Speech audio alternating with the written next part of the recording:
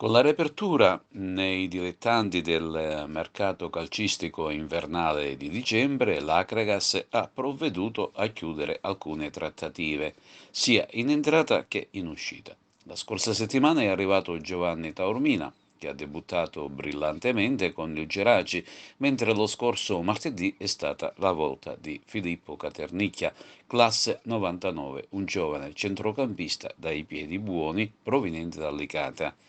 Per quest'ultimo si tratta di un ritorno in biancazzurro, avendo fatto parte della folta schiera di Under ai tempi della Lega Pro, accumulando tra l'altro alcune presenze significative. Riverese puro sangue, pur essendo un 99, possiede una certa esperienza e ricopre con disinvoltura diversi ruoli. L'Akragas sta puntando moltissimo sugli under di qualità ed quando si dice sembra che ce ne siano altri pronti ad arrivare.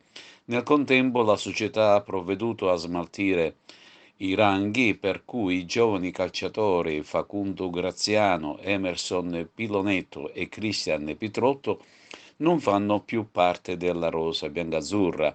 L'argentino Graziano si è trasferito al Città di Rosolini, in eccellenza.